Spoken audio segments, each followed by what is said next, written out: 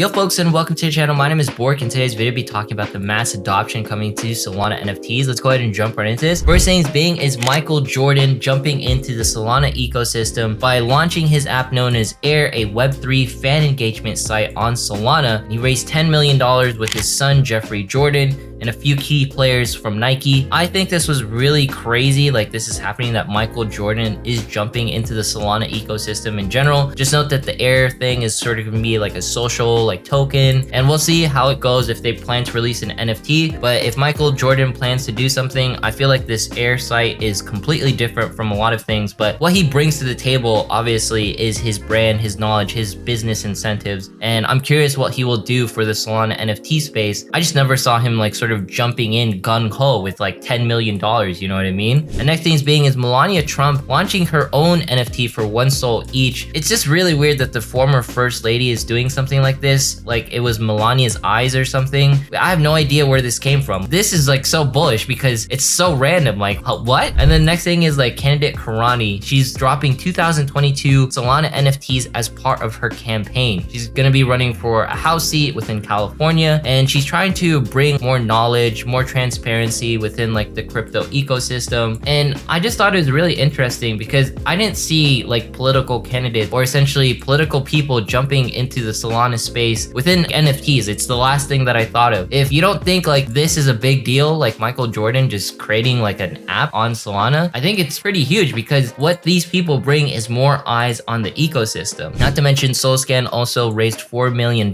not a number to scoff at either. And SolScan is essentially, you know, it's an analytics site for transactions and everything. You can sort of view like your wallets. This is my wallet. I don't have anything staked on this one. We'll talk about staking later. All the different tokens I hold on this particular wallet. I just think what SolScan is trying to do is really cool because essentially it'll give us more transparency on what's happening in the Solana ecosystem. And not to mention, I'm pretty sure this will give people like Multicoin who invested in this more analytics and more understanding of like the Solana ecosystem, which I think is really cool because this is all like a play on DeFi, which is getting really heavy in the Solana NFT space. We'll talk about it later. And another huge thing is Steve Aoki, Dylan Francis, Woogie, a music producer, Grammy nominated, and then we also have Farouk from ETH and GM Render all jumping in the Solana NFT space. And this is crazy because first, Steve Aoki, he has like a huge brand of himself, and Dylan Francis and Wookie, they all have like their own identities within the music space. And the amount of people that they know and sort of interact with, and the fact that they bought SMBs is absolutely insane to me. And then Farouk getting his SMB, very clean, looks beautiful by the way. It is just really great to see because a lot of the ETH people were very skeptical of the ecosystem, and for them to jump into this space full force, like look, Dylan Francis even made a comment on Farouk's sort of purchase. I think this is just insane because the amount of engagement that we're having on Solana NFTs is sort of unprecedented at the recording of this video. I haven't felt this good for Solana NFTs in quite some time. So I feel like the mass adoption, it just keeps going up. Regardless of what's happening in the market, people just really love NFTs no matter what the time is. And all it takes is essentially like a bunch of really great news just coming down the pipe and everyone talking about it at once, and then insane purchases sort of rolling forward. You don't see this very often. So I would say live it up, enjoy it. This is probably one of the best times to be in Solana NFTs. You know, watching this video, to me, this is just insane. I'm just so happy that all of these people are jumping into the ecosystem. Even Michael Jordan, with the way he's approaching it, I think it's just great. And I'm glad he's not just launching an NFT for the sake of launching an NFT like some influencers have done, or celebrities, but that's on a different topic. Another thing on Sol Analysis, as you can see, the prices for like SMBs and some of the top projects are doing insanely well. If you actually look at the SMB marketplace and you go to the recent activity, the amount of sales that's been happening over the past couple of hours, it's been insane. And remember, when you purchase a monkey, it's for an insane price. Like if you had 177 Sol, you could boost the floor of almost any single project. For people to understand the value of SMBs and to jump into the project with this much sort of liquidity, it's just really nice to see because people don't just buy an SMB. You sort of hold an SMB and you believe in the Solana ecosystem long term because you can't just flip 200 Sol that easily. It doesn't work that way. It's something that you believe in for the long term, and we understand that this is going to be sort of the punks of Solana, or essentially one of the bigger NFTs in the Solana ecosystem. And another thing that the MonkeDAO or SMBs sort of done like in tangent together, but mostly this is a project by MonkeDAO, is the staking pool. And some of you might be wondering, what is a staking pool? There's $1.2 million totally staked in here, absolutely insane. Essentially, it's a way to get APY or get returns on your Solana, on your Sol, without doing anything, right? And why is this so important for the ecosystem? Essentially, when your Sol is staked, you're making sure that the Solana ecosystem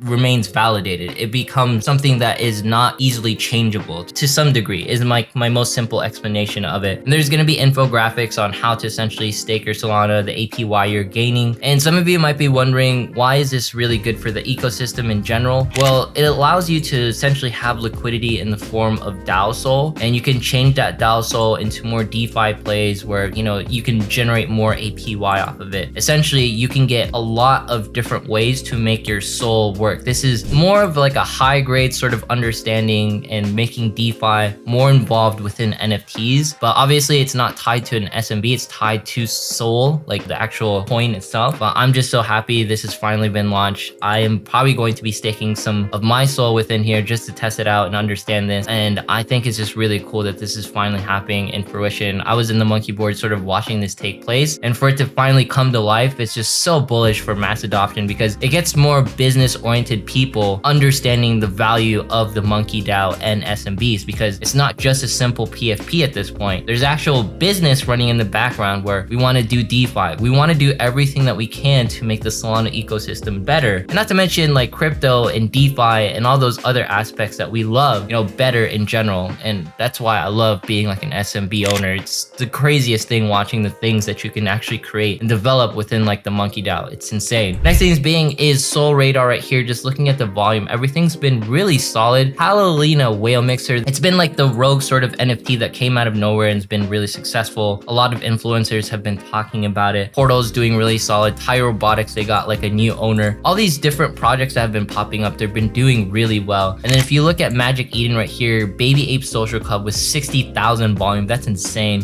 You know, Catalina Whale Mixer with 32,000. Just this is based off of 7 days, right? That's an insane amount. If you go on like the 30-day, obviously the pools or volumes will be much higher, but I think it's just really insane, like the numbers that people are doing over time. And look, like Baby Ape Social Club, 60,000 is insane compared to Portals, who did 54 over the past 30 days. And I'm just really curious to see what's going to happen with everything, but I am just sort of watching in the background. I don't have a whale. I don't have like a baby ape or whatever. I'm just like sort of approaching things with a different perspective, because I don't want to jump into projects that are super pumped, in my opinion. What do I mean by that? I don't like jumping into something where I don't understand it enough and I just sort of ape into it unless I've been researching it for a while, or I understand it's something like SMB that will do greater things for the ecosystem, like launching a staking pool. Like if you believe one of these projects is going to be at the levels of SMB, then I feel like it's okay to sort of ape into it. But I personally haven't seen the value with a couple of projects that I've been looking at. Not trying to flood anything,